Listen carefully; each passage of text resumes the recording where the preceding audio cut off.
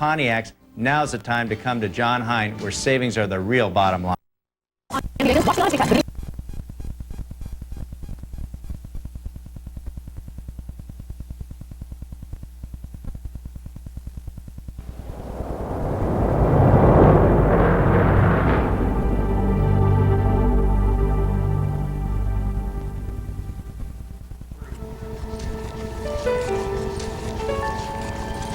Johnny, lunch is ready. Come and wash your hands. Mama, take it home. Hey.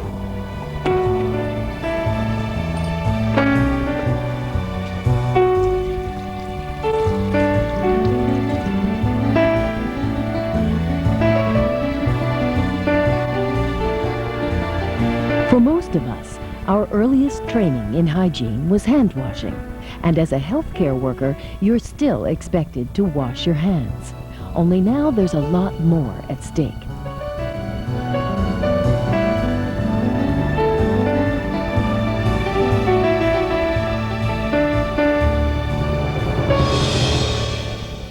Proper hand washing can be a matter of health and maybe even life and death for you and for patients in your facility.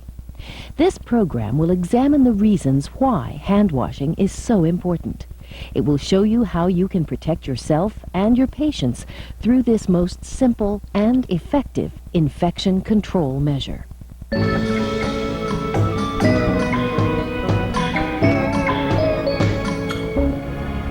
No matter what you do in the field of healthcare, your hands are among your most important tools. But the same hands that help you get your job done can also spread disease. Studies have shown that healthcare workers' hands are the most common transmitters of disease in healthcare facilities.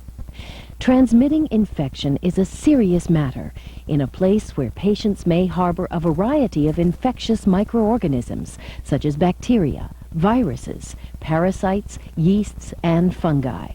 Invisible to the naked eye, they may be present in blood and other body fluids and secretions, such as saliva, sputum, and nasal and vaginal discharge. They are also present in excretum and sometimes on the skin surface, especially the hands. As a healthcare worker, you may get these microorganisms on your hands when you care for an infected patient or touch a contaminated object or surface. Items and areas that are especially prone to contamination include floors, bedpans and urinals, utility rooms, bathrooms, trash cans, invasive medical devices, and dirty laundry. Once your hands have been contaminated, if you then touch them to the mucous membranes of your mouth, eyes, or nose, the infection can enter your body, or it can enter through any open cuts, nicks, or abrasions on your skin, even dermatitis and acne. You can also transfer infectious microorganisms from your hands to other patients. Microorganisms on your skin that may be harmless to you can cause serious infections in some patients. Old people, newborns, and patients with weak or undeveloped immune systems are particularly susceptible to infection. Also at high risk are patients with surgical incisions, catheters, breathing tubes, and other passageways into the body that allow infections to enter. Fortunately, the single most important procedure for preventing the spread of infection is also one of the easiest to perform. It's hand washing. Hand washing is as effective as it is easy. If infectious material gets on your hands, the sooner you wash it off, the less chance you have of becoming infected. Hand washing also keeps you from transferring contamination to other areas of your body and to patients or the environment. You might say that hand washing is the ideal infection control measure, except for one problem. Many healthcare workers just won't do it. Researchers at one hospital found that only 48% of staff in the intensive care units washed their hands before examining patients, even though they knew they were being watched as part of a research project. Why such poor compliance? For one thing, hand washing takes time. something that is in short supply for many busy healthcare workers. Secondly, it can be hard to take strict precautions against something you can't see. Let's imagine for one moment that microorganisms left a visible blue stain on everything they contaminated. Ignoring proper hand-washing procedures might become very unappetizing indeed. In reality, you may not be able to see microorganisms, but you can see the consequences of neglecting hand-washing, from colds and GI infections to hepatitis B and AIDS. It's easy to see that hand-washing isn't just a nuisance after all.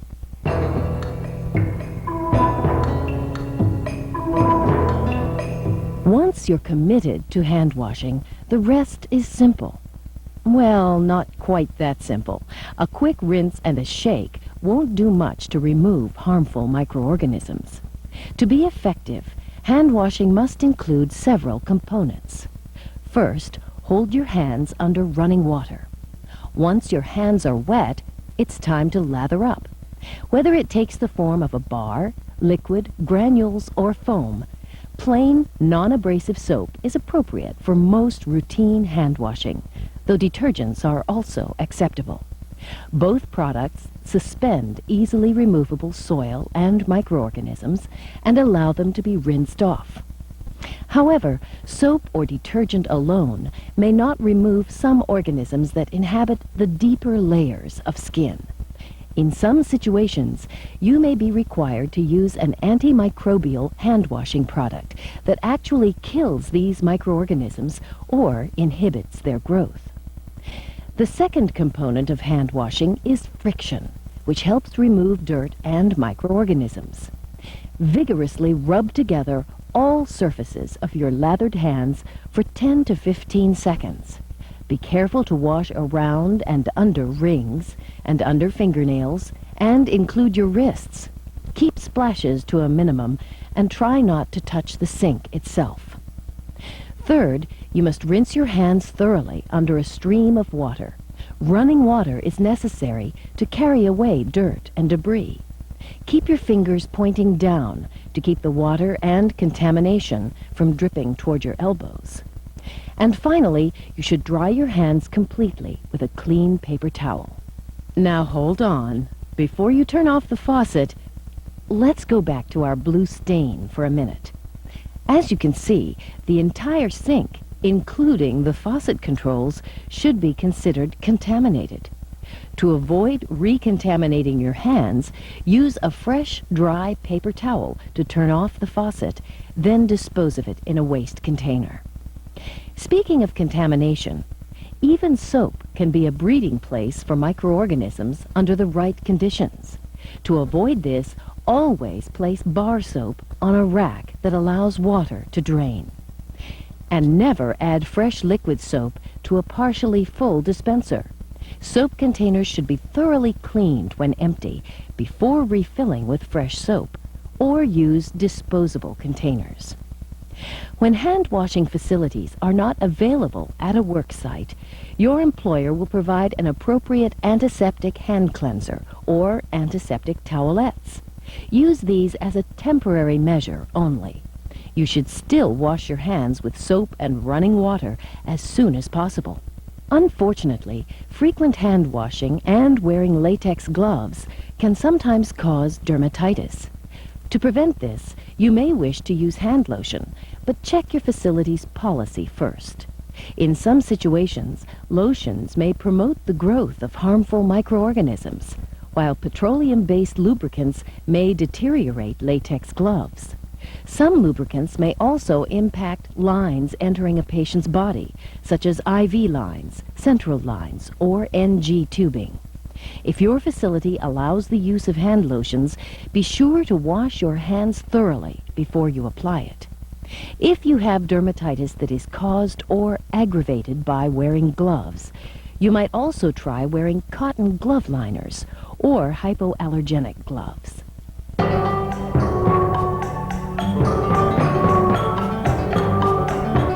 As important as knowing how to wash your hands is knowing when to do it.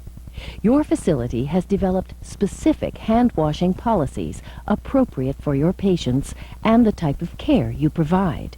Become familiar with this policy and always follow it to the letter. In general, you should always wash your hands before putting on gloves and immediately after removing them. This may seem somewhat strange. After all, don't gloves protect your hands from contamination? Well, yes and no. Inside your gloves, it is dark, warm, and moist, the perfect environment for multiplying any microorganisms that were already on your hands. That's why it is so important to wash your hands thoroughly before donning gloves. Once the gloves are on, your hands can be contaminated through leaks and during glove removal. To avoid this, be careful when removing gloves. Peel one glove off from top to bottom and hold it in the gloved hand. With the exposed hand, peel the second glove off and tuck the first glove inside the second.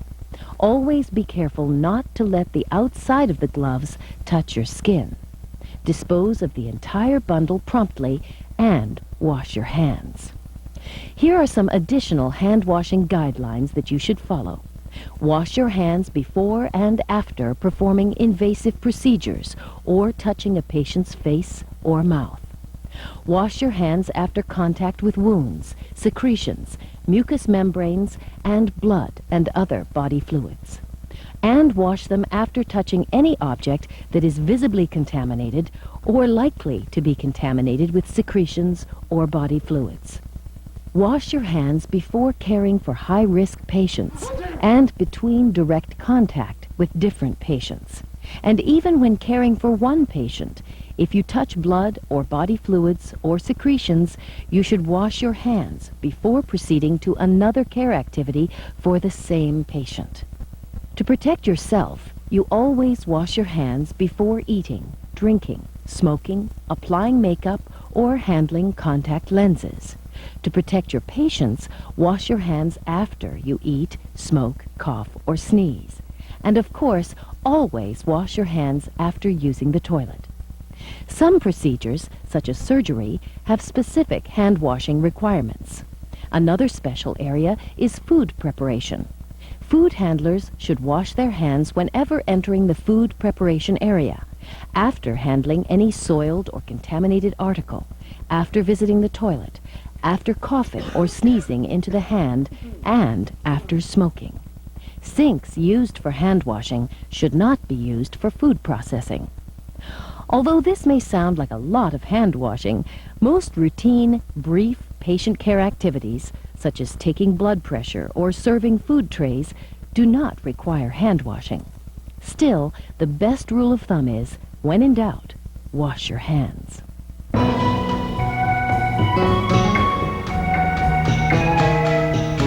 Nothing's as simple as it once was.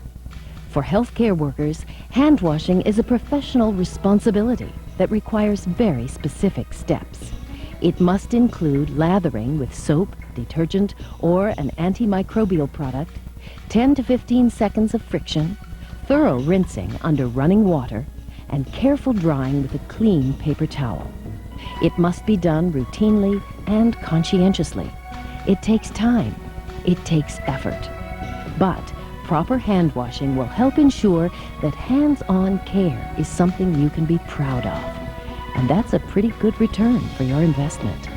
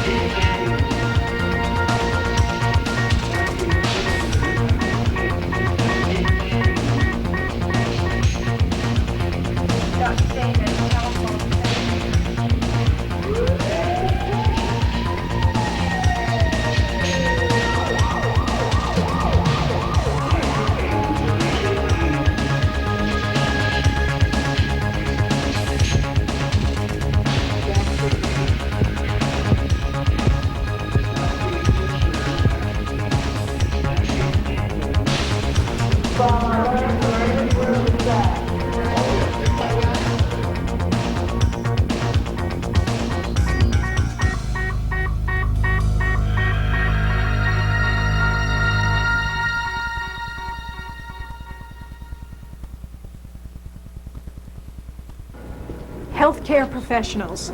People may take you for granted until they need your services, and even then, few patients are concerned about your health and safety. They tend to be thinking about their own.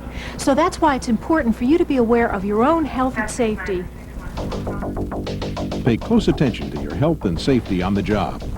Whether you're a nurse, doctor, X-ray or lab technician, or if you play a supporting role as a secretary, food service worker, or custodian, you come across unique and potentially fatal hazards every day. It can take only a minute of neglect on your part or a co-worker's for you to become a patient yourself.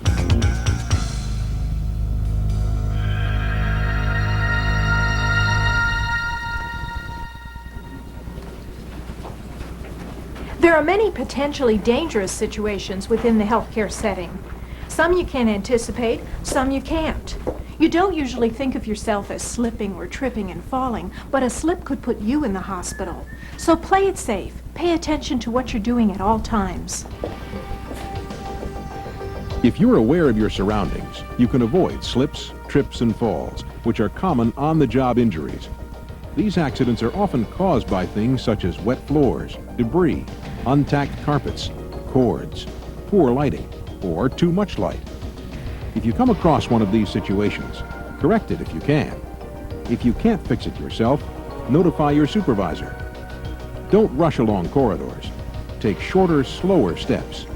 Keep your center of balance under you. Wear sensible shoes that provide good traction and support. If you take these few precautions, you can reduce your risk of slips, trips, and falls.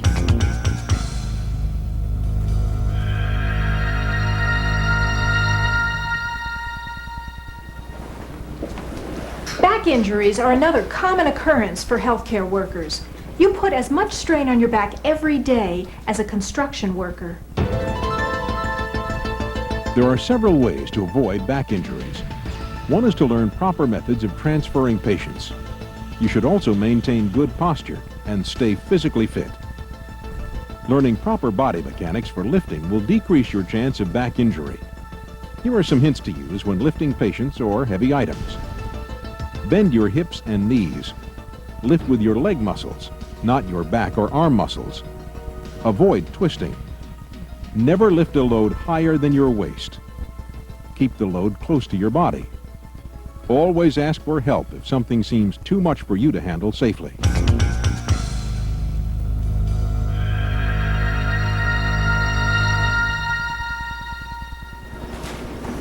It's something that we seldom think will happen, but it often does. Fire. Don't wait for a fire to occur before you learn some important rules and how they apply to your workplace setting. Commit to memory all exit and emergency routes. Identify all fire alarms. And learn how to operate a fire extinguisher. Remember, it's a race for safety when a fire occurs. R, rescue patients, while simultaneously A, activating an alarm or calling out the fire code. C, confine the blaze. And E, extinguish it if small. Otherwise, evacuate. Remember, heat and smoke are just as deadly as flames. So don't touch doors or handles without first testing the amount of heat radiating from them. Stay low to the floor to avoid inhaling too much smoke.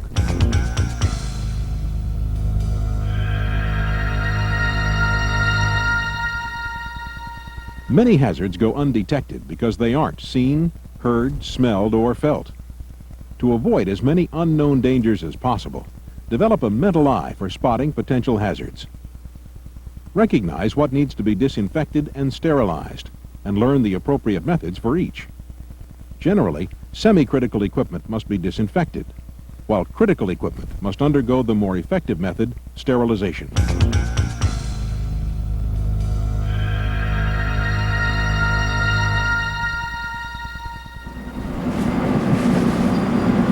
Even with disinfecting and sterilization, hazards and biohazards still exist in the form of improperly handled medical equipment and waste such as blood and body fluids.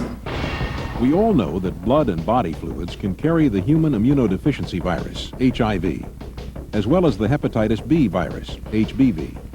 So treat all medical waste and blood as contaminated and act accordingly. The Occupational Safety and Health Administration, OSHA, has developed the bloodborne pathogen standard to protect workers. Your employer has developed an exposure control plan to help implement the requirements of the standard. Make sure that you are familiar with both documents. Your life may depend on that knowledge. There are a number of different approaches you can take to reduce your risk of exposure to diseases. These include good work practices and housekeeping, and proper personal protective equipment, PPE. Good work practices help prevent needle sticks, one of the most common ways diseases are transmitted on the job. Do not bend, recap, shear, or break used needles and other sharps. Immediately after using sharps, place them in an appropriate, puncture-resistant, leak-proof, color-coded container.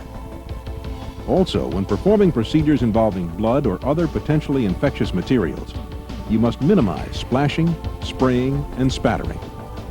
Body fluids which may be contaminated by blood and which must be dealt with carefully include semen, vaginal secretions, cerebrospinal fluid, synovial fluid, pleural fluid, peritoneal fluid, pericardial fluid, amniotic fluid, and saliva. Other materials requiring appropriate precautions include unfixed tissues or organs other than intact skin, cell or tissue cultures that contain HIV or HBV, and organ cultures, culture media, or similar solutions.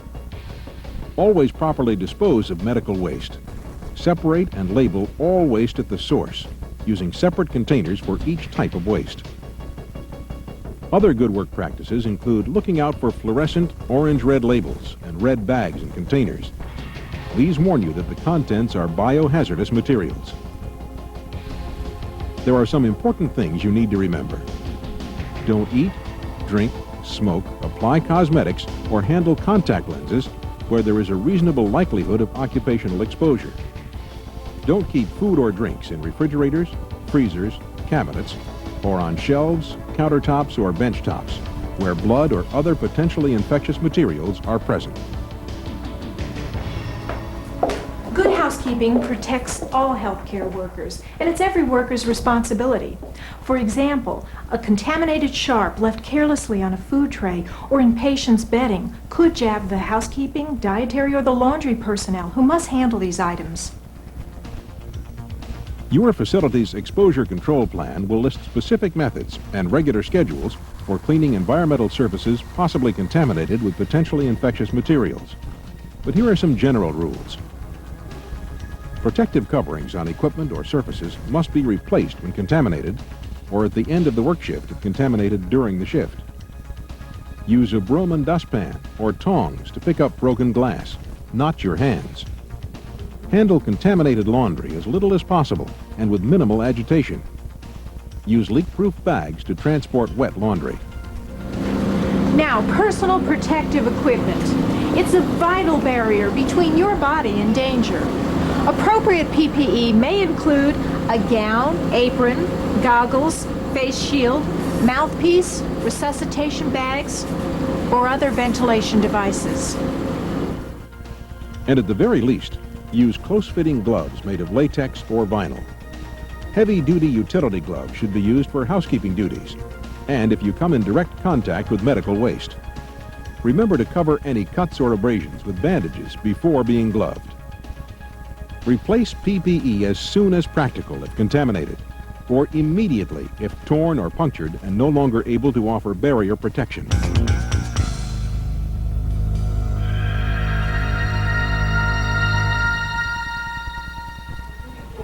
Medical waste isn't the only dangerous substance you encounter. Hazardous material can also be in the form of chemicals, such as cleaning solvents, anesthetics, and radiation from X-ray equipment, all of which are prevalent in healthcare today. That's why OSHA requires your employer to create a written hazard communication, or HAZCOM, program. As part of the program, you'll receive special training in identifying which hazards exist in your work area and how to identify and read warning labels in material safety data sheets, called MSDS. The HAZCOM plan covers what you should do if you find incomplete labels, or if labels are missing, what substances can be mixed, and what can be disposed of where and when. Finally, what first aid measures are needed in case of an accidental spill. Ask questions if something is unclear. Be as familiar with your HAZCOM program material as you are with the Bloodborne Pathogen Standard and Exposure Control Plan. Know where all this reference material is located and use it.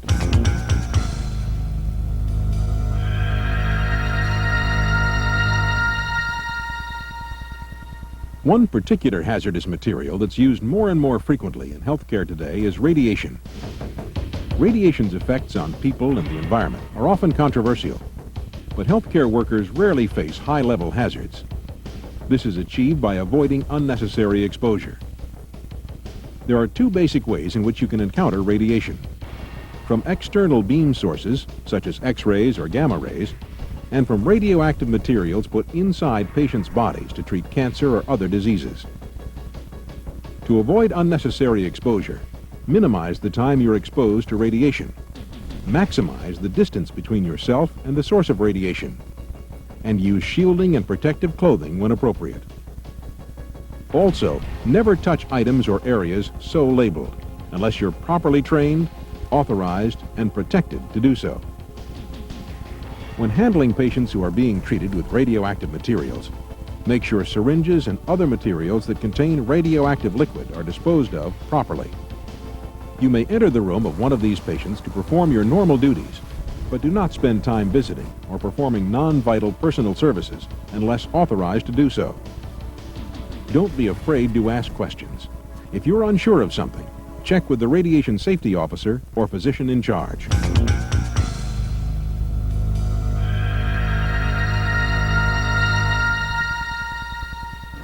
Lastly, when dealing with any potentially hazardous material, always thoroughly wash your hands before and after any work. Correct glove removal as well as hand washing procedures are vital to worker safety. They may seem like trivial matters, but they play a major role in most of the situations we've covered. As a general rule, after each activity, you should remove your gloves and thoroughly wash your hands before putting on a new pair. Be careful when removing your gloves. While both hands are gloved, peel one glove off from the outside top and hold it in the gloved hand. With the exposed hand, peel the second glove down from the top, tucking the first glove inside the second. Don't touch the outside of the glove. Dispose of the entire bundle promptly in a color-coded, lined waste container.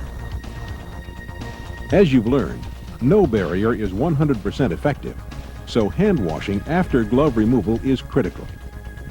If infectious material gets on your hands, the sooner you wash it off, the less your chance of becoming infected. Hand washing also keeps you from transferring contamination to other areas of your body, patients, or the environment. So wash your hands with an appropriate disinfectant and running water as soon as possible after removing your gloves. If skin on your hands or any other part of your body comes in direct contact with blood or other body fluids, wash the contaminated area with non-abrasive soap immediately. If mucous membranes are exposed, flush with water for about 15 minutes and then seek medical attention.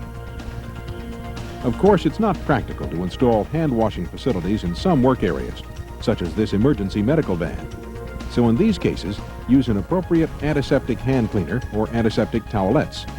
But treat these as temporary measures only. You must still wash your hands with soap and running water as soon as possible. Perhaps you've thought of work-related hazardous situations we haven't mentioned here. That's good, because it shows you're thinking about your own health and safety. You're becoming aware. Now stay aware of potentially hazardous situations. Ask questions if you're unsure. It's for your own good.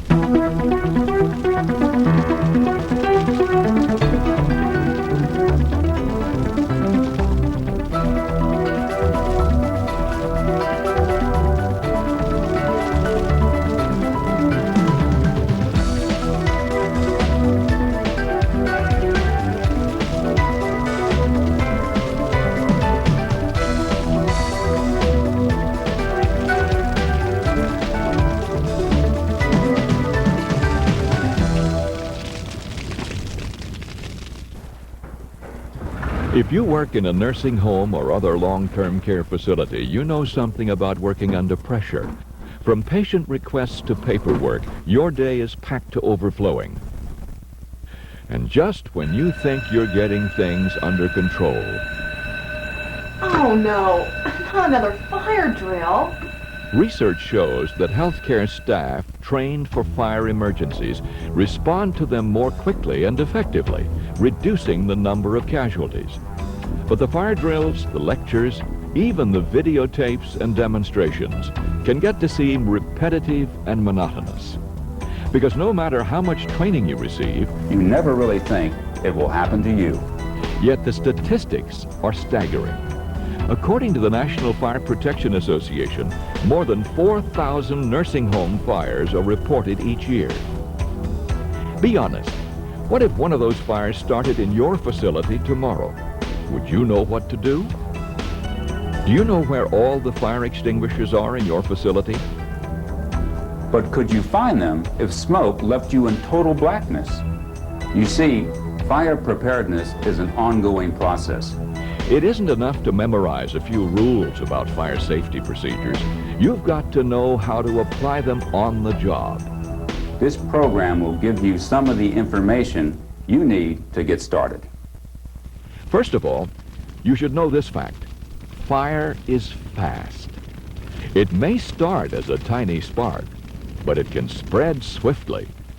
When fire breaks out in a room, the air itself may soon become hot enough to ignite every combustible object in the room, a phenomenon known as flashover. It may take just 3 minutes to go from this to this.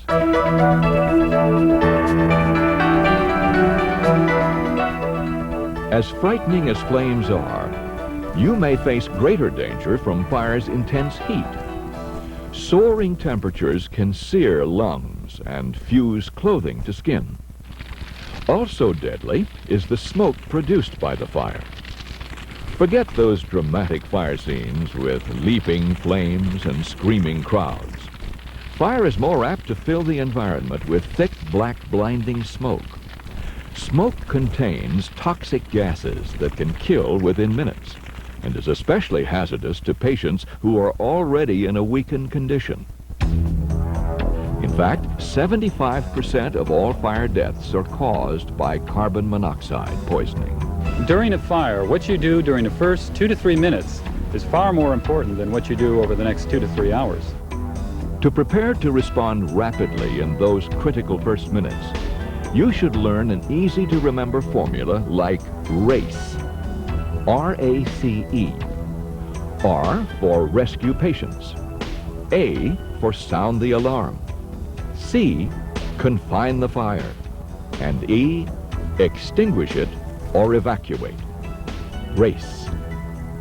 Let's take a look at some of the decisions you will have to make when you put the formula into practice.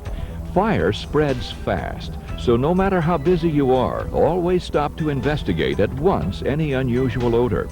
Say you smell smoke coming from behind a closed door. Feel the door with the back of your hand before opening it. If it's too hot to touch, don't open it. If it's touchable, open it slowly. When you discover a fire, rescuing patients in immediate life-threatening danger is always your top priority, as the RACE formula indicates. But sounding the alarm is also vital. If possible, call out your facility's code word for fire so that other staff members can sound the alarm while you rescue the patient.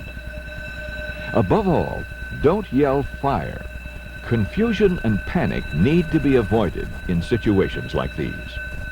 If you must enter the scene of the fire to rescue a patient, remember to stay low. Smoke rises to the ceiling, forming a heavy, dense cloud that slowly descends. Heat also rises. In a fire, it is possible for temperatures to vary from 90 degrees Fahrenheit near the floor to a lethal 600 degrees Fahrenheit at eye level. So be sure to crawl beneath the smoke and heat. As we said, sounding the alarm usually takes teamwork. One staff member may pull the fire alarm while another calls the switchboard to give the precise location of the fire within the building and any other important information. Never hang up without asking the party on the other end to repeat your message. The next step in the RACE formula is C, confine the fire. Most healthcare facilities are equipped with heavy fire doors. Once the alarm is sounded, the doors will close automatically to keep the fire from spreading. But you must also do your part to confine the fire within the unit.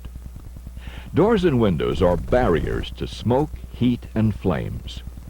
Close them along with all vertical openings like laundry chutes. Stuffing damp towels underneath doors can help keep smoke out.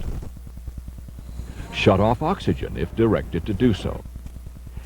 After patients have been removed from immediate danger, the alarm has been rung and other staff members have begun closing doors and windows, you come to the final letter of the RACE formula, E, for extinguish or evacuate.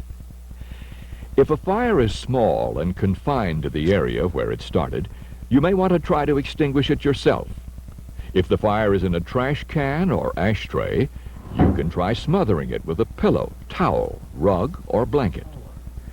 If a patient's clothes are on fire, wrap her tightly in a large blanket to extinguish the flames. If a piece of equipment catches fire, pull the plug if possible. Shut off the oxygen and remove any patient from immediate danger.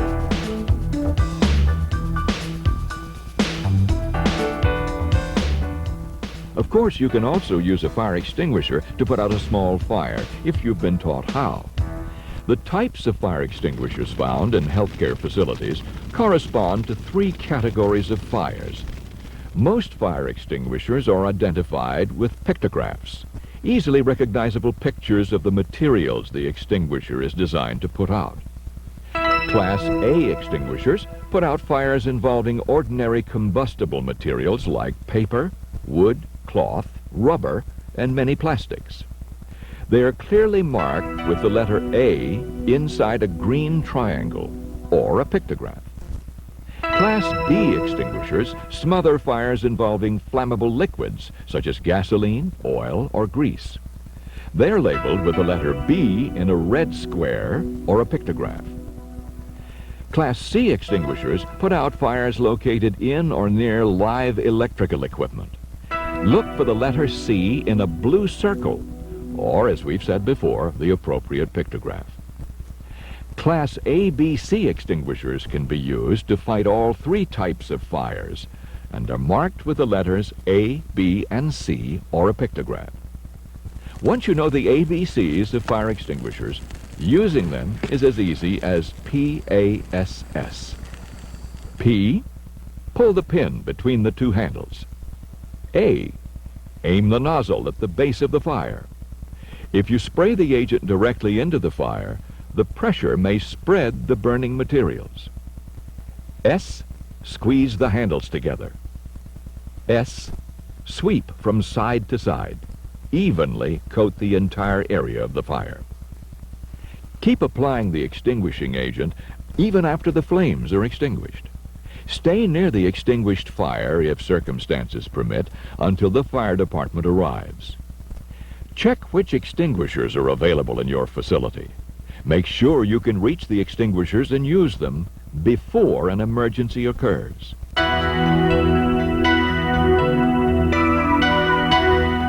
If a fire can't be extinguished and smoke, fumes, or flames threaten patients' safety, you may have to evacuate.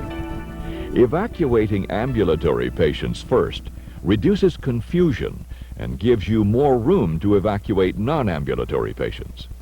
Stay calm and give clear and exact directions. Escort patients by holding their hands or arms. Move patients horizontally. Get the patients out of their rooms through the next set of fire doors into a safe area on the same floor. If you can't move horizontally because your way is blocked by smoke or flames, proceed vertically. Work your way down to a lower level. Don't move patients to a higher floor unless absolutely necessary. But no matter how great the danger, never use elevators to escape. Never leave patients unsupervised in the hallway or after you reach the safe area. In some cases, patients may have to be evacuated to a designated safe area outside the building, or even transferred to another facility. Evacuating non-ambulatory patients may present more of a challenge. You may have to disconnect feeding tubes, IVs, and respirators, or remove restraints and catheters. Since patients' lives may depend on these medical devices, make sure you are trained in exactly how and under what circumstances they should be removed. To move non-ambulatory patients, you can use wheelchairs if there is sufficient time and the wheelchairs will not clog the hallway. If necessary, you may even push a patient to safety while still in her bed. Moving a patient in bed may be the safest and most effective choice if you only need to evacuate 1 or 2 patients to a safe area on the same floor. However, more than 1 or 2 beds could cause a dangerous traffic jam in the hallway. But since you may have to evacuate many patients, and fast, you should learn and practice a variety of transfer techniques. The swing carry method lets you and an assistant carry a patient to safety this way. Rescuer 1 slides his arm under the patient's neck and grasps the patient's far shoulder. With his free hand, Rescuer 1 then grasps the upper part of the patient's other arm. Stepping toward the foot of the bed, he brings the patient to a sitting position. Rescuer 2 grasps the patient's ankles and brings the legs over the edge of the bed so they bend at the knees. Each rescuer takes one of the patient's wrists and pulls it over their shoulder, while joining their free arms together behind the patient to form a cradle. Each rescuer reaches under the patient's knees to grasp the other's hand. Staying close to the patient, the rescuers stand up and remove the patient from the bed and to a safe area. At the safe area, each rescuer drops to the knee closest to the patient, and while leaning against the patient, rests the patient's buttocks on the floor. Next, the patient's torso and head are lowered to the floor. Always be careful to protect the patient's head. If you must move a non-ambulatory patient by yourself, this method is quick and effective. Spread a blanket on the floor alongside the bed, with 1/3 of it under the bed and about 8 inches extending beyond the patient's head. Next, grasp the patient's ankles and move his legs until they drop over the edge of the bed at the knee. Slowly pull the patient by the shoulders to a sitting position. From behind, encircle him with your arms under his armpits, then clasp your hands together over his chest. Slide the patient slowly to the edge of the bed and gently lower him to the blanket. If the bed is high, slide him down one of your legs. Take care to protect his head. Wrap the blanket around the patient and grasp above the patient's head with both hands. Do not let the patient's head snap back. Pull him to safety. If you must evacuate the patient down a stairway, drag the patient head first to the stairway. Position yourself several steps lower than the patient so that the patient's lower body inclines upward.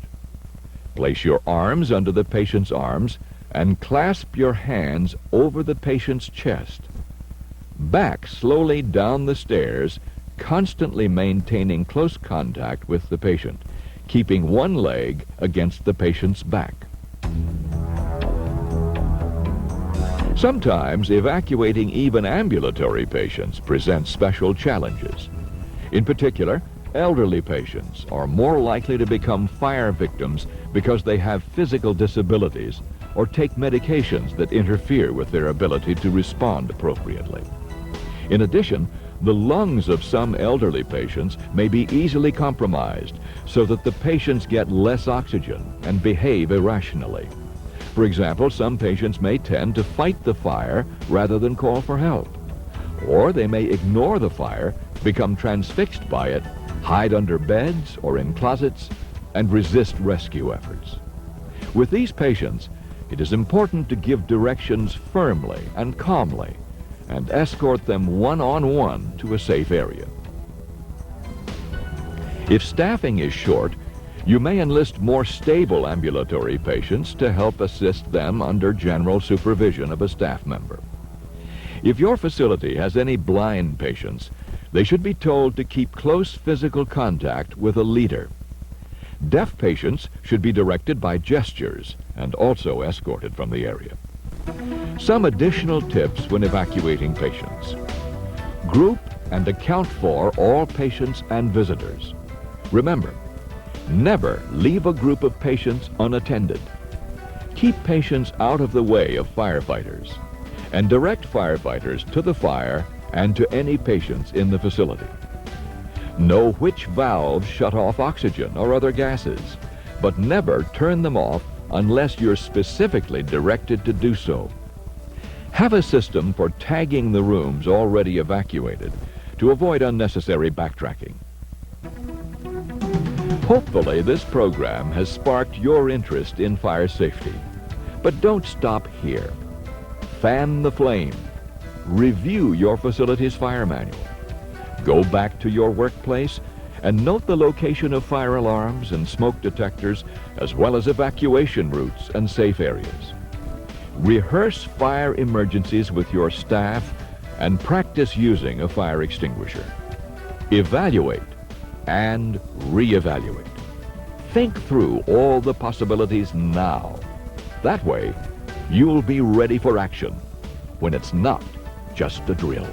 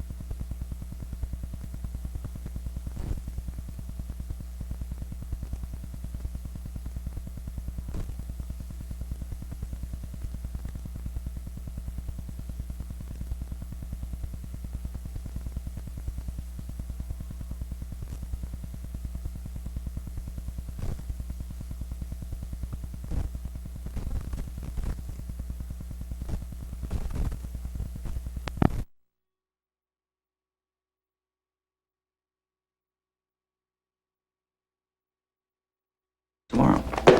No, we started. Now let's finish. Tomorrow. And tomorrow. And tomorrow. Creeps Charles E.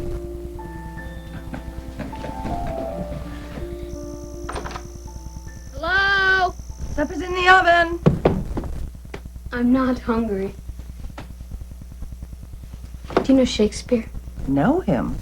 I was his Ophelia at Radcliffe. All right, how's the Merchant of Venice end?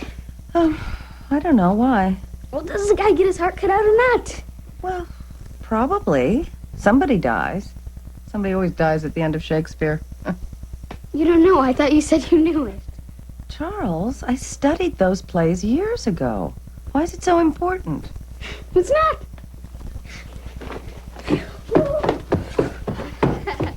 Is he doing drugs?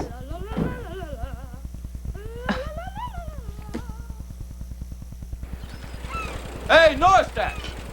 Forget the horse. Come on, let's see if the guy gets his heart cut out. Do you confess the bond? I do. Then must the Jew be merciful. And what compulsion must I? Tell me that. The quality of mercy is not strained. It droppeth as the gentle rain from heaven upon the place beneath. It is twice blessed. It blesseth him that gives and him that takes. It is enthroned in the hearts of kings. It is an attribute to God himself. And earthly power doth then show likest God's when mercy seasons justice.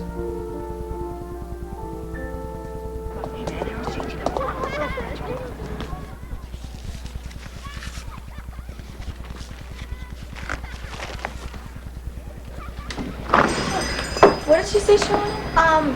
Cookies. Cookies And rice. and rice. Yeah. They're over there. Oh, okay. Wow. Come here. Which one? Which type? I think those. How many types are there? Yeah. Okay. How much should I say? Oh, what a best. Try this. That point. Ugh. Don't get those little things fat. You're not fat. But I want to get into white dress on Saturday. Why?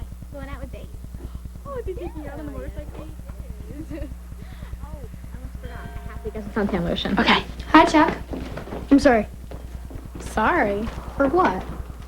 No, nothing. Oh.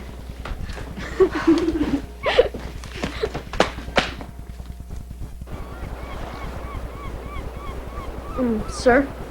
Yeah? Did you ever wonder why men and women are attracted to each other? It's called sex, Norstadt. And it's not on your exam. No, I don't mean like that.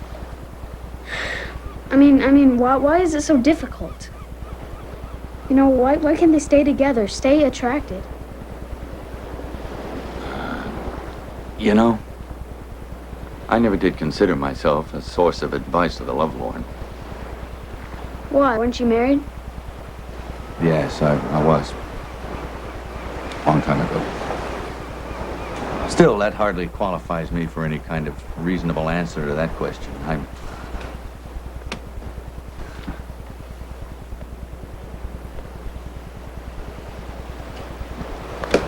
All right. Do you want the short answer or the long one? Short, I guess. Good. The problem is one of water. Water? Water. Women have on average about 5% more of it than do men, making them subject to different forces of gravity. Oh, don't take my word for it. You can look it up in Newton. It's there. Couldn't they be drained? Serious. Well, I believe they're waiting for us to drink more fluids.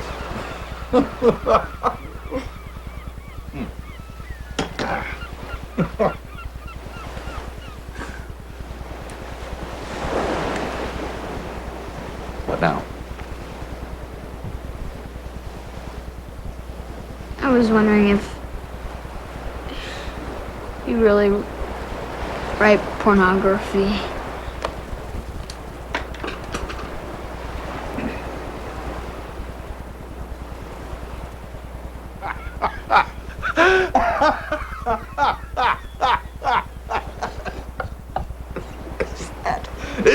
Is that the latest rumor?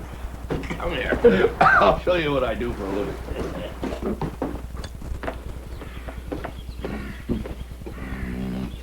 Here.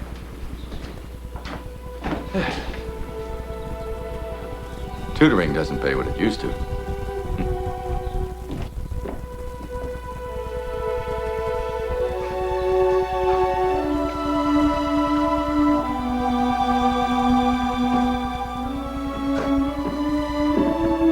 Here's a few you might have seen.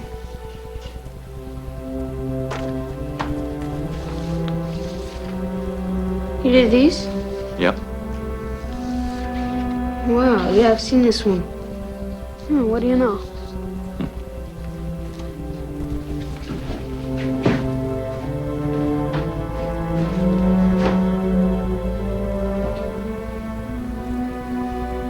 Well, we don't get a lot of live specimens at the castle, do we, Norstad?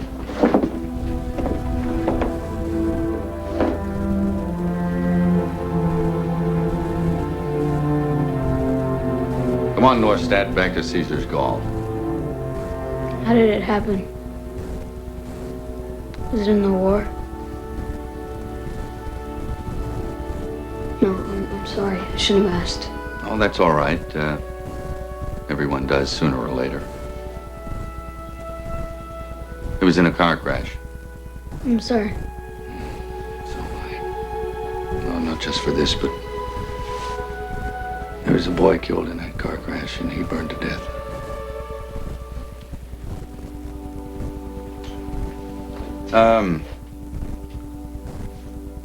Let's pick up the slack tomorrow, huh? 8:30 sharp.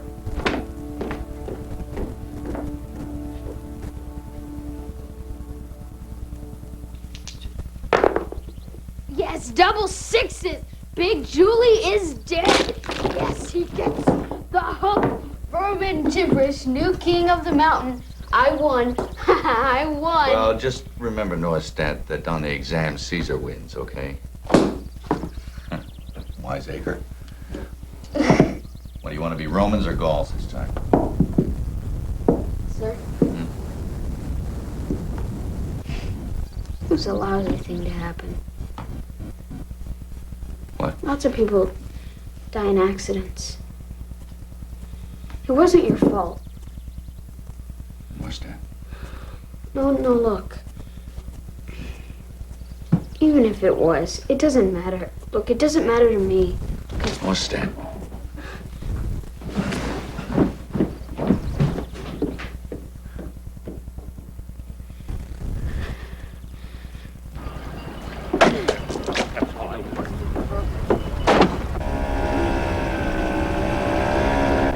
Hey, look who it is. So who is it, fat boy? Hey, Norstad! Hey! Hi, Chuck. Come on, you're hogging it. Get over here. over here. So what? How's the scholar doing? How's your freaky friend? He's all right. For a hamburger head. So how'd you know anyway? I gave your sister a pink belly till she squealed like a pig. Jerks. Oh, you guys. Just don't tell anyone. All right, guys? Why not? Just don't. Not till I take the exam, okay? You're gonna hate that army school, you know. I don't care. I just went out. Do you know how he hurt his face? Yeah, how'd the hamburger get burnt? Please. Car crash. He got burnt and a kid got killed. A free killed a kid? No shit. Listen, guys, don't say anything about McLeod, all right? Who would we tell? My friends all hate me and I don't know anybody else. What is true?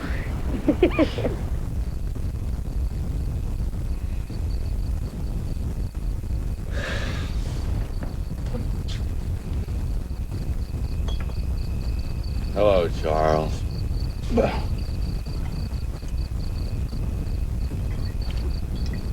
Would you come down here, please? What's the matter? Can't you hear me? I said come down here. Who you been talking to, you little bastard? Huh? Who did you tell? Come down here, I said! What are you, deaf as well as stupid? Who's there? Who's that? Get down here, or do I have to come up there and get you? Huh? Who you been talking to, you little bastard? Do you realize what you've done to me?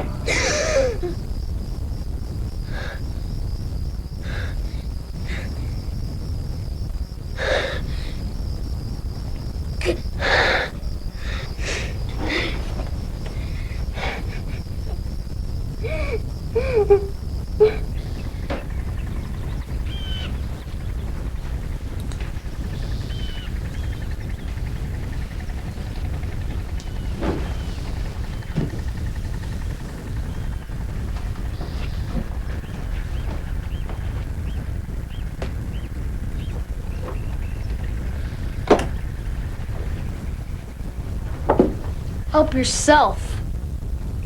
Morning, Chuck. What's happening, man? Charles, We have some big news. go ahead, tell him. Your mom and I are going to be married. Charles, there's something you want to say? Well, you may be tall, but you're stupid. Gloria, you're practically naked. Go put some clothes on, please. So what? It's my house.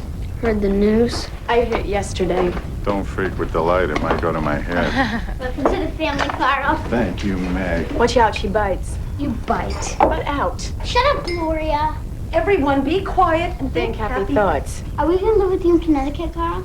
Yes, you sure are. As a matter of fact, this weekend your mom and I are going looking for a new home, and you're coming with us. What about you? You want to come along too, man? Oh, and what about me? I don't have a say in where we live. Of course you do. Come along, then. Well, I can't because I'm going to Dad's. Remember, I told you, Mother. Oh, well, how convenient. Well, I can't go because I'm going to study for an exam and I'm going to take care of my cat. Oh, Charles. I don't take. Oh, you don't no, it's take cool. milk. No, No, that's no, fine. no. Your cat brother has developed a fetish for my underwear. No accounting for taste. The thing has distemper. You know, I think we should put it to sleep. I think we should put you to sleep. If you ever touch Mac in your day. Oh, what are you gonna do? We're trying to eat. Daddy, I'm big. Hey, you're filthy as my Hit your sister. Don't you think we should be worried in view of his background? That's enough, Gloria. God, jeez. Well, he started it. That's enough.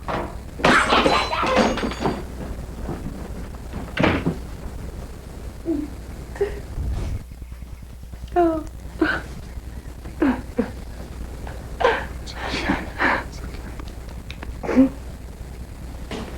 Morning. Sorry to be late. That's all right. I wanted to talk to you about what happened yesterday. It seems I'm not so good with people anymore. I've forgotten how to be with them, I guess. Can you understand that? Doesn't matter. Doesn't it? No, why should it? So, can we start? All right. Your turn, Dougie.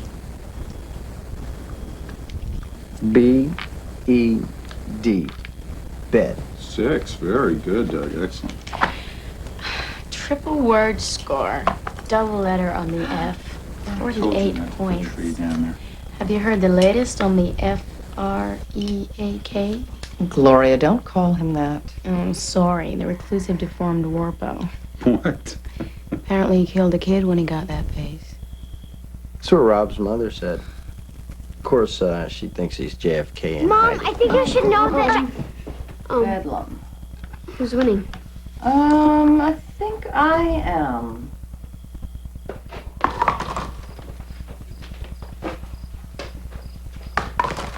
Charles, I can't send you to the Lansings with a carton of beans. But here, what about this? You like this, don't you? No, I like beans. Sorry, Mrs. Cameron. Take your time. We always stay a bit late on Thursdays for Mr. McLeod. Oh, that's nice of you.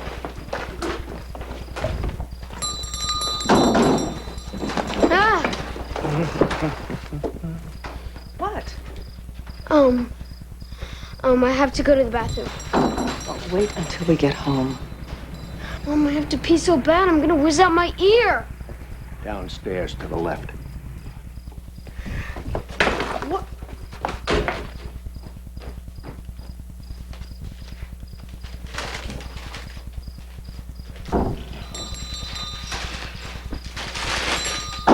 Good evening. Well, it's almost ready, Mr. McLeod. Thank you.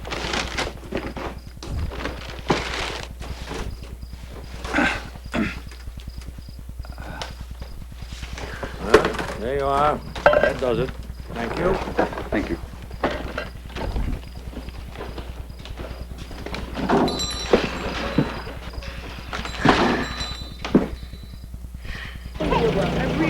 Absolutely. Bye, honey. Bye, Carl. Take care.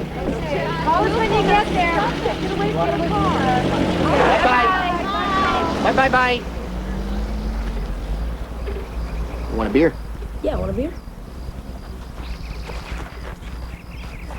Yeah. Now, quidem magistri discipulos, tanta cumarta, docebant, ut ipsi discipuli, quidem discere cuperent. Now, Okay, some teachers used to teach their pupils so well, with such great art.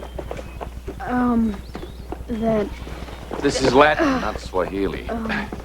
You had this a week ago. What's the matter with you? Good afternoon. Afternoon. Good hunting. I can't complain. All right. Quidem magistri discipulos, tanta cumarta. What are you looking at, huh? I said, what are you looking at? Oste, come here. Assholes.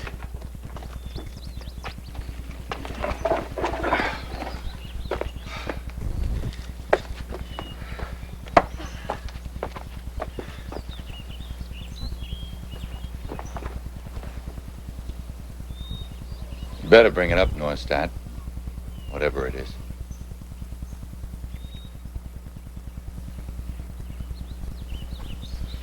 I told how you got hurt. And how the kid died. Everybody knows. And why did you do that? It was that... I was really angry. You're a hard marker, aren't you?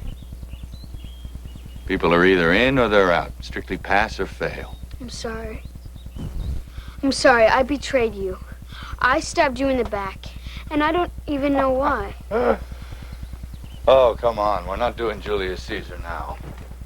What? Et tu, Chuckus? It's all right. I'll live. You mean you don't hate my guts? No, I don't hate your guts. Do you think I'm crazy? You know, one of those kids who offs himself and then writes the letter blaming Ed Sullivan. Why? Well, I don't know. The shrinks at school thought I was pretty twisted. Probably because you were interesting. Sometimes I just blank out when I feel bad. When I think about the past. My mother, my father. See, I don't really know how he died. My parents split up when I was 4, and all the stuff about spy planes and pilots, all of it. I made it all up to impress you. Make me tutor you. Yeah. Yep. You needn't worry, Norstadt. You're not crazy. You're shrewd. People spend too much time thinking of the past. Whatever else it is, it's gone. You know what? Everybody else would be all over me with questions. What do you mean you're crazy, Charles? Is your brain hot? You never do that. It's just habit. I like privacy. Yeah, well, what about living alone? Do you like that? It likes me. What do you mean? I've become a proper fairy tale troll here in Neustadt. Tourist board ought to pay me. You're not a troll. I'm a troll. It's my job, Neustadt. My part. You want this? No, you keep it. Oh, by the way, I'm setting you a practice exam tomorrow. But I haven't studied. And I'll make you.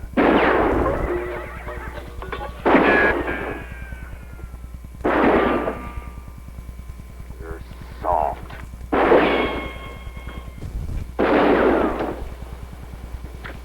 Won't anything make a man out of you? You yellow silly. Chicken liver.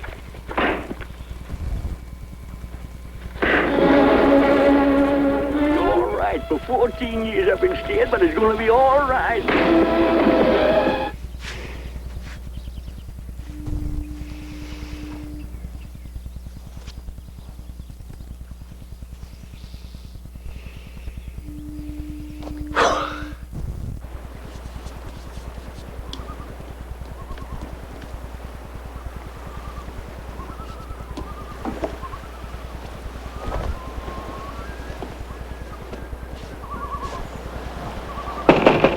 Time's up.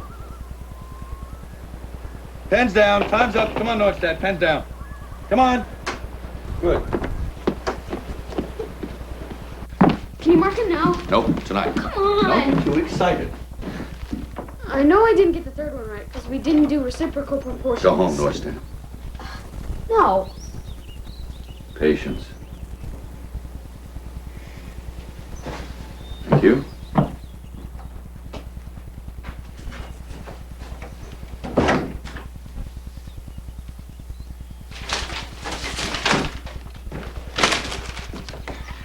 I'll try some of this tonight. Good.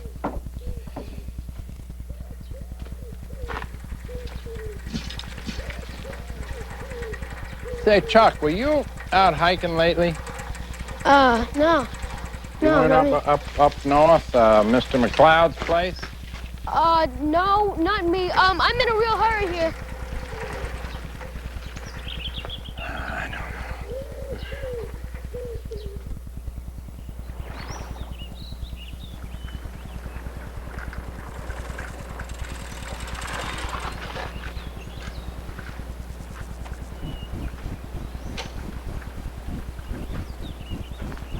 Well? Well, You gonna tell me?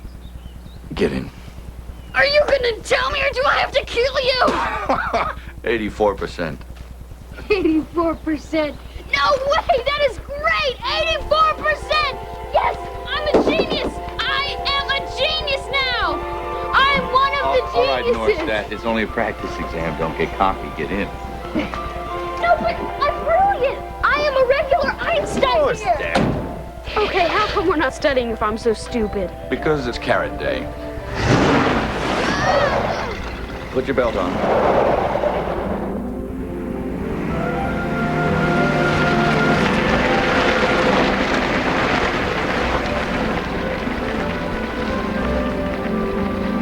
Wow, look at the seaplane. It's not a seaplane, it's a carrot. You're kidding. What are you waiting for? Take off. Go on.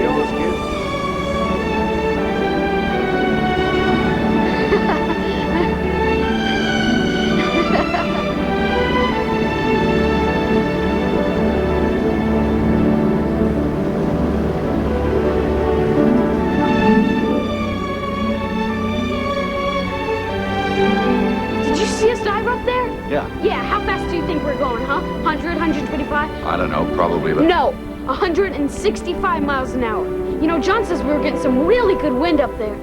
John says it's nothing like a passenger plane. Hey, you know what? John flew a starfighter once. Oh, as a matter of fact, I Yeah, did. he flew a starfighter. Unbelievable. I mean, can you imagine the G-force on something like that? I mean, this was bad enough. On the instruments, oh, you should have seen the dials on this meat. But on the jet, had to be 10 times as many, at least.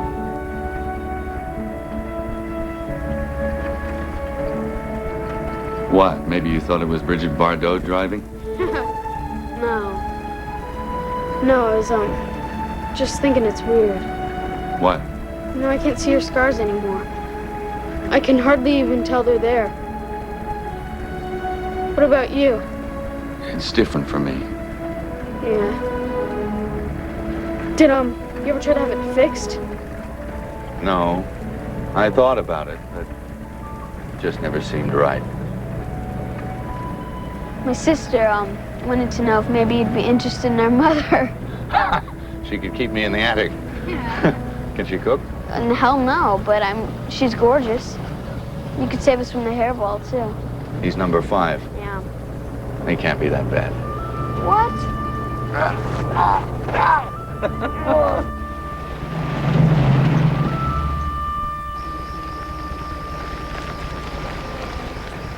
Now I can wait for you if you like, and then drop you off at the Lansings.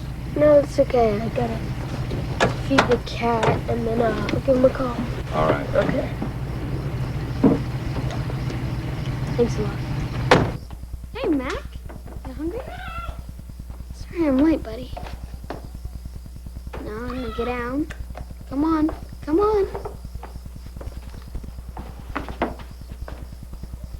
Well, I guess you were hungry. Yes.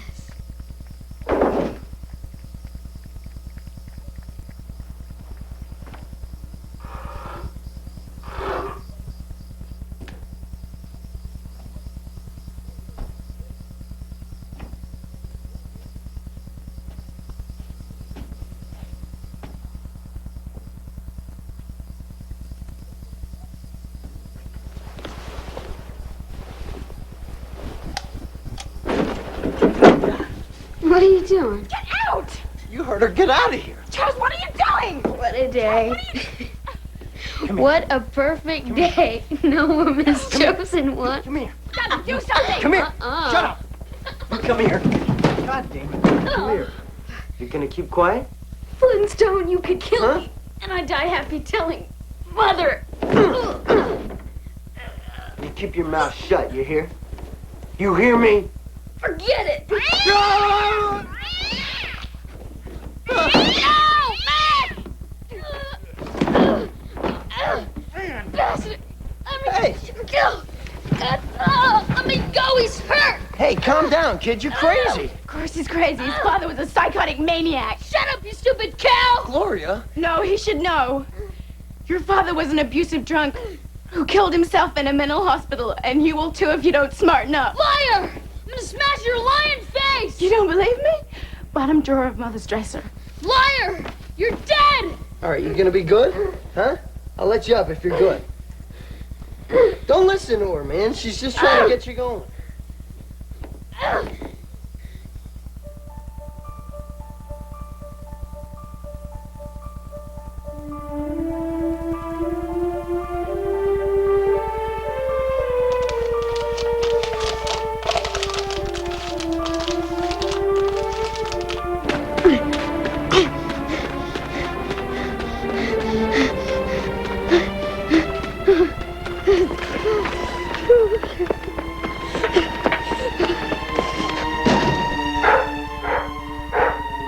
McCloud! Mr. McCloud, sir! Charles? What's the matter? Charles? What's wrong? Charles?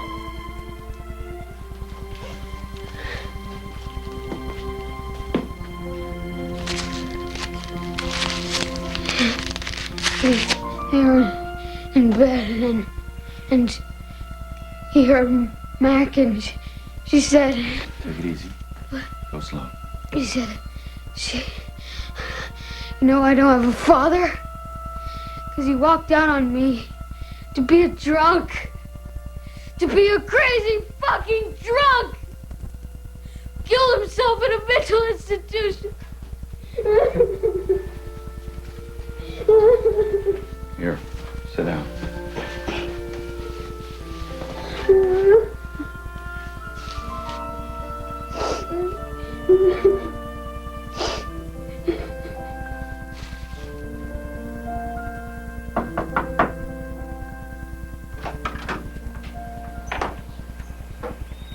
Morning, Mr. McLeod. Good morning, Chief. Stark. Chief Stark. Can I come Oh, in? please, come in. Come in. I'm trying to locate the Norstad boy. Is he here by He any is here, chance? yes. Oh, he is. Oh, that's a relief. The Lansings were in quite a state. Seems they had some kind of family melodrama there last night. Well, yes, he was very upset when he arrived here. I'm sorry I don't have a telephone, or I would have called them. I see. The Lansing boy says you're tutoring Chuck. Yes, that's correct. Ah, well, that's fine. Can I see him? He's asleep. I'll Where just would that be? upstairs. I'll go and Oh, it's all right. I'll just go up and take a peek, see if he's all right. What's going on? It's time for you to go home, son. It's all right. There's nothing to worry about. You've given a lot of people a fright. I don't want to go. I'm staying here. Charles. Your mother's worried about you. She's on her way back. I don't care. I'm staying right here. Why don't you get your clothes and let's go? No. Charles. I want you to get dressed and go with Chief Stark. What? You have to. It'll be all right. Go on. Go on.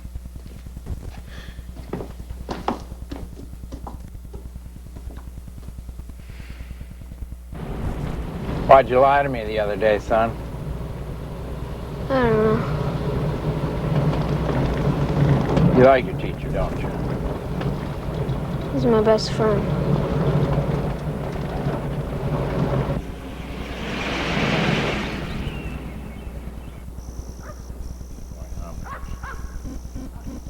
No, he denied it when I asked him. There's nothing I can do, just, Charles.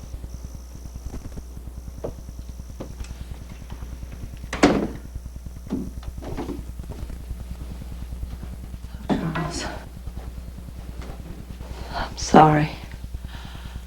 I'm sorry.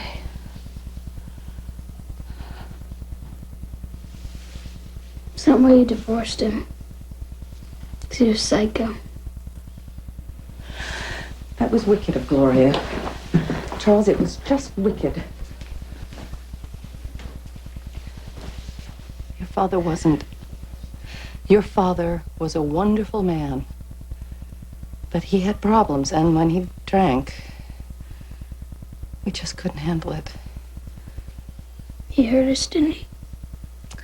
Oh, my poor boy. My poor Charlie. Oh, what a time you've had. You know, I always blamed you. I know, baby. I know. It's all right. It's all right. Charles, why didn't you tell me you were going to see Mr. McLeod? Well, I wanted to, but I didn't think you'd let me go. You're mad, aren't you? No, Charles. See, he's my tutor, but he's also my friend. I can tell him anything. Last night, did he, or at any other time, did he touch you? Yeah, sure. How did he touch you? Why are you asking me this? I told you he's my friend, didn't I? Just tell me. Chief Stark told me something about your friend. The boy was killed in a driving accident. Yeah, I know. He told me, so what? He went to prison for 3 years. The boy that was killed was a pupil of his. He was in the car with McLeod, and they were having a... He was abusing the boy, Charles. Do you understand what that means? No. No. You don't want me to love anyone else. So you hate him. You hate him. Charles! Charles, please listen to me. I'm only trying to protect you. You're a liar! Leave me alone!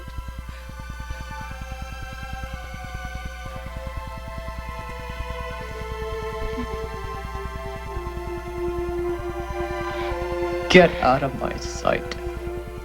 Sorry.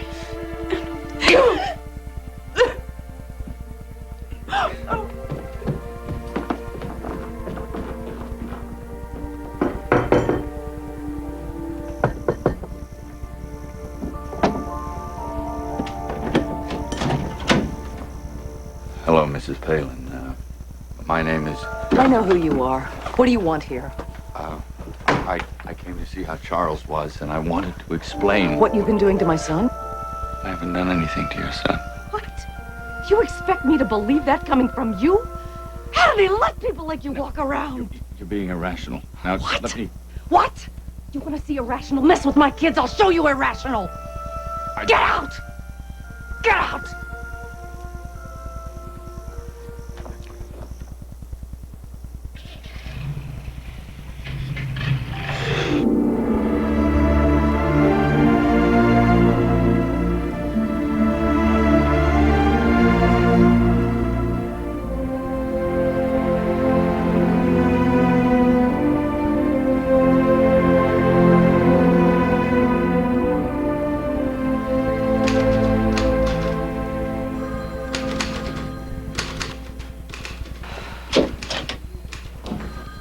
Doctor. This is Palin, Chuck. This is Dr. Talbot. He's come all the way from Bangor to see you. Hello, Charles. Just call me Lionel. John Wayne. And how do you feel about that? What do you mean? Do you feel good about seeing John Wayne, or does it make you uneasy? I don't know what I feel. Why do I have to feel anything? Oh, you don't. But you don't want to keep things hidden that could hurt you. There's no right or wrong answer here, okay? Chuck? Yeah, let's try another.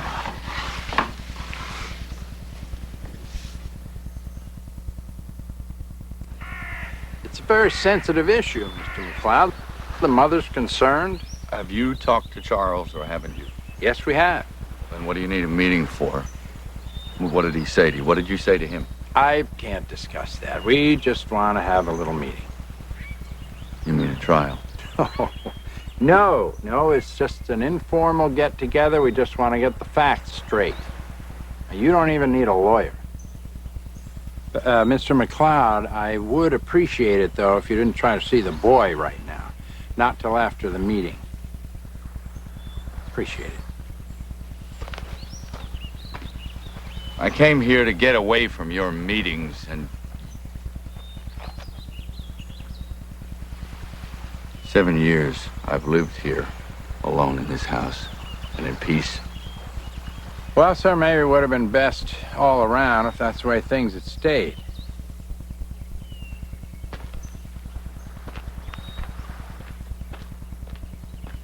You promised me!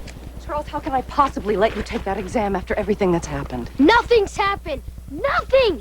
Now, why wouldn't you believe me? Why? It's out of my hands, Charles. It's in the hands of the authorities, and they'll decide if there's anything to decide. Oh, my gosh. I cannot live here.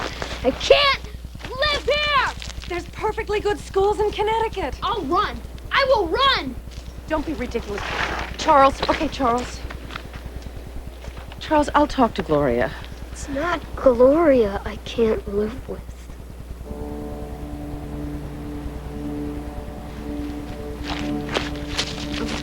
Sorry. You do whatever you want, all right?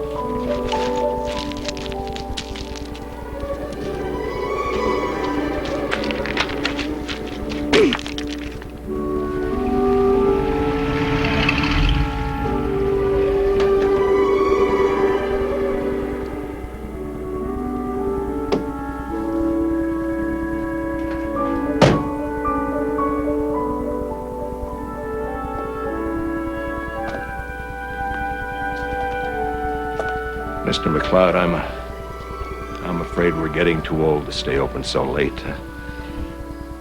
You'll just have to come back at our regular hours. Sorry for your trouble.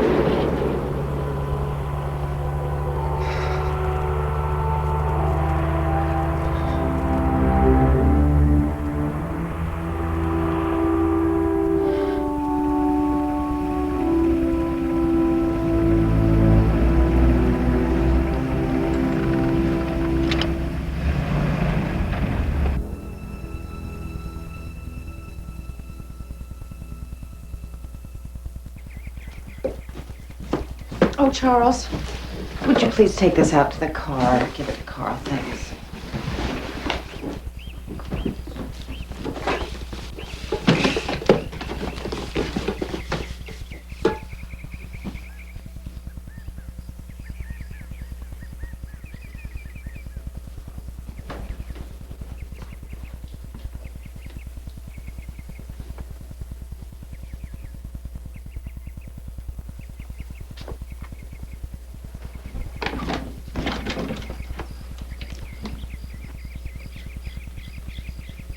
Good luck on the exam. Thanks.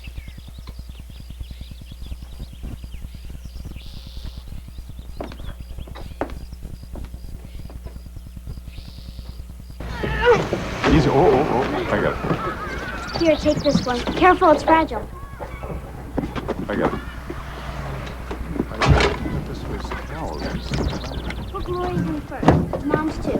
Put mine last. Easy access to it. Easy access.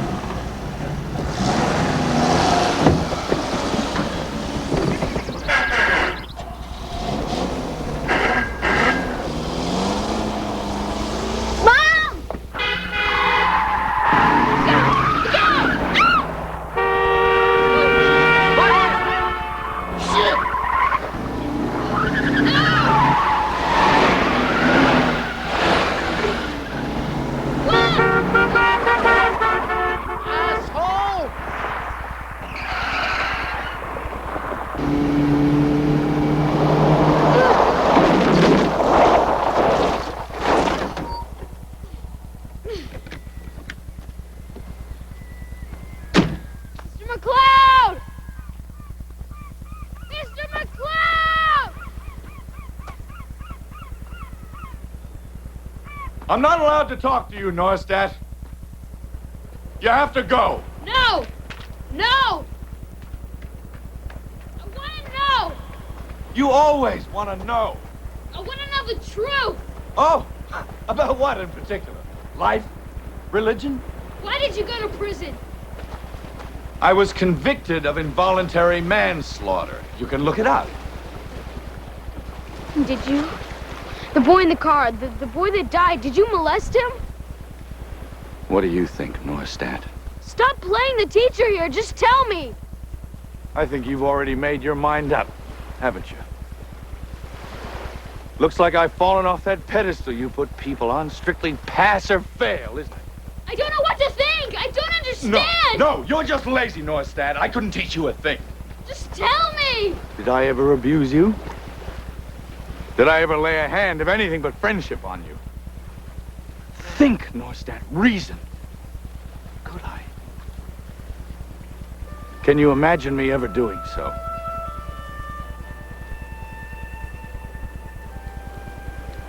And what about the past? What do you see? Just tell me you didn't. I'll believe you. No, sir. I didn't spend all summer so you could cheat on this question.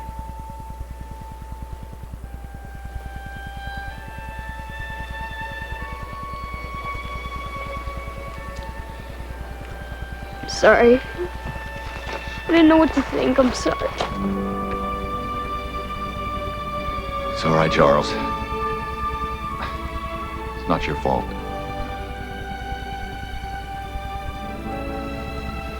You're a good student, Charles. You're a very good student.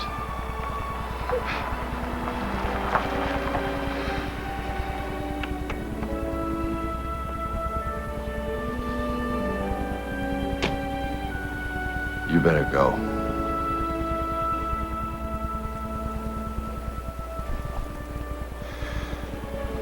Goodbye. Secere Deum.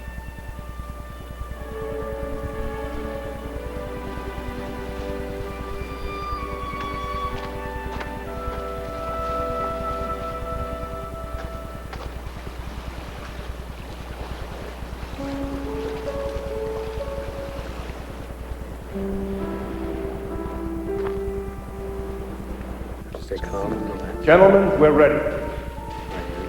Good luck. Come on.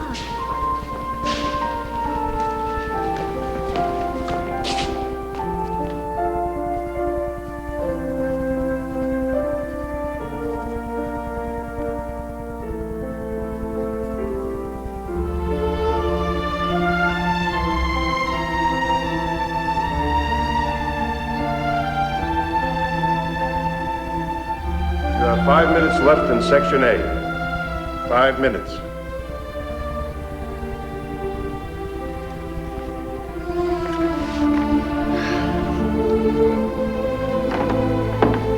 Pencils down. In Section B, you will translate a passage from Cicero's De Amicitia on the value and nature of friendship. Pencils ready? Begin. Begin.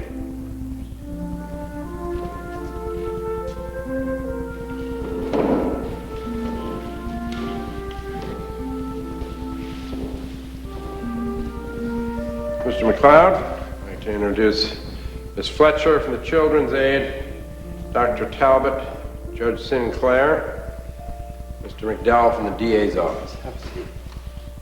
Is your legal counsel not with you this morning? I was told that this was an informal meeting. Is that not right?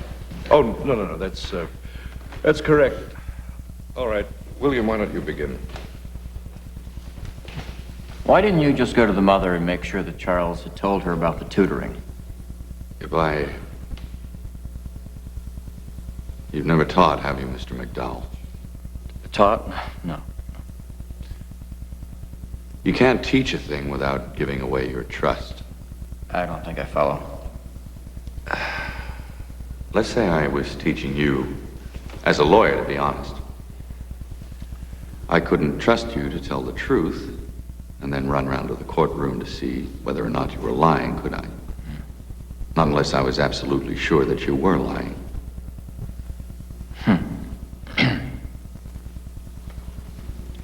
Perhaps you should tell us about Patrick Scott. What would you like to know? Whatever you feel is relevant. Nothing. Please, humor me. Patrick was an outstanding student. He could have done anything, been anything. He was also very troubled. He's from a broken home, full of guilt, full of violent fantasies. Not unlike the profile of Charles. No, not unlike it. He, too, had a hard time with authority. I was one of the few adults, if not the only one, that he connected with. He developed a fixation with me that I didn't know how to deal with. I was 26. I didn't know a thing. When I did confront him with it on the way back from Boston, I was too frank, too hard. He became enraged, desperate, tried to step from the vehicle into the highway. That's not exactly what the jury found. Well, you asked me what I knew of Patrick Scott, not what the jury thought it found. But you did lose your job because of the conviction. Yes, I lost my position. Then why? 10 years later, would you pick a strange boy as a pupil? Second chance. Charles needed my help. I guess I needed his too. How would you define needed? I'm a teacher, Dr. Talbot. I make my living otherwise, but I'm a teacher. I'm afraid I don't follow you, Mr. McLeod. You were expelled from the profession? I'm not talking about a piece of paper. I'm talking about a moment of grace. A moment to prove that I could do it well and true. And did you? Yes. Charles is a good student. You're very fond of him? Yes, I'm very fond of him. As fond as you were of Patrick Scott? No, Doctor, much closer. Is that my crime? Is that what I'm accused of? No one's accusing you of anything, Mr. McLeod. We're simply interested in finding out the truth. My God, I wish you were. I beg your pardon. You're interested in the appearance of the truth, in the skim on its teeth. The truth is, you haven't got the slightest comprehension what bond of friendship someone like me could have with Charles Norstad. Perhaps you can enlighten us. No, I don't think I can. And the tragedy of that is, I don't know why I can't. Is it this? Is this what you see? I assure you, it is human. But if that's all you see, well then, you don't see me. You can't see me.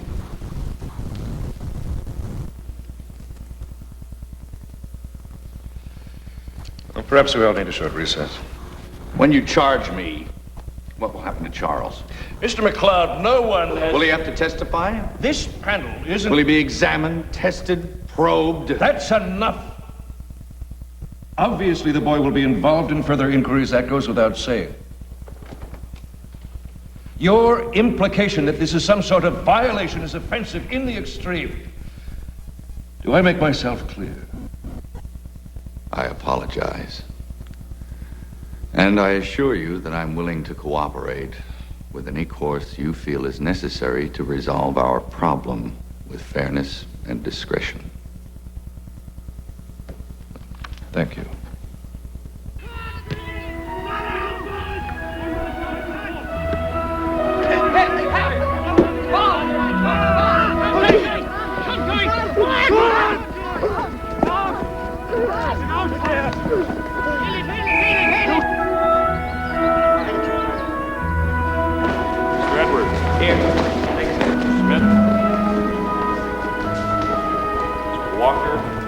Cookies from your mother.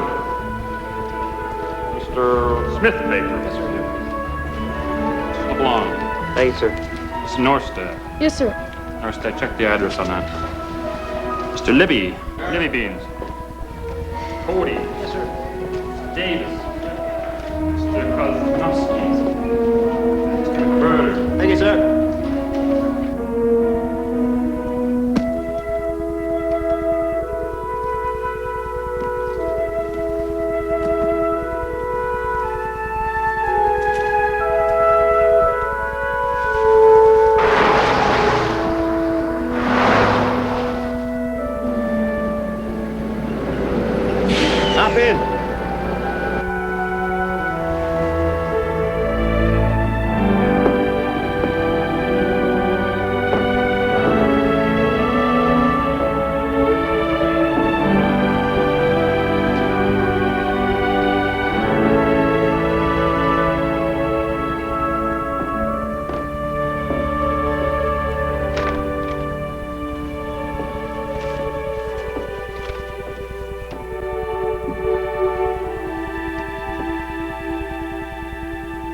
Hello, Norstad.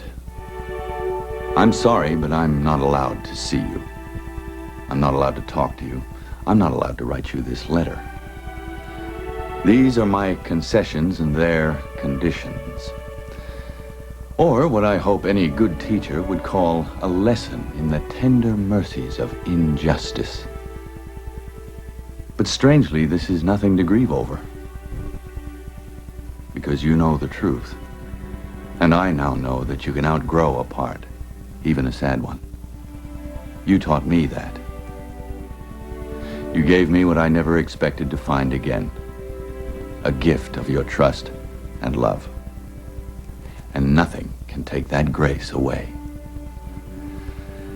The best is yet to be, Norstad. So do it well. I remain, as ever, your tutor, Justin McLeod. But to those who persevere in faith, once again, congratulations on achieving the goal set out before you 4 years ago. Class of 1972, dismissed! Everything was perfect.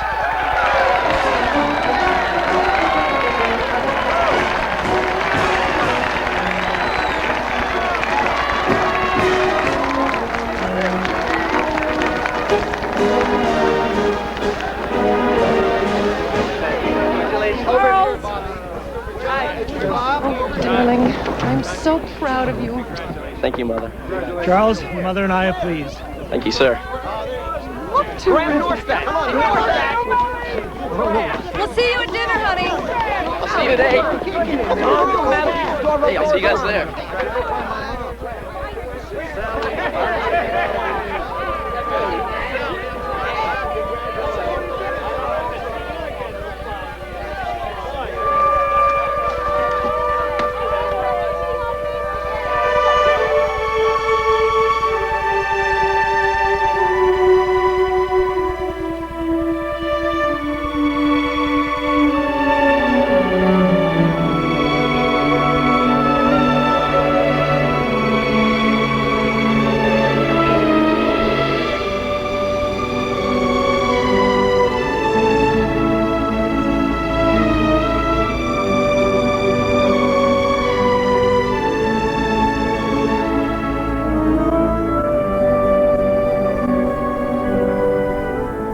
But there's always a face before me now, somewhere out beyond the edge of the crowd.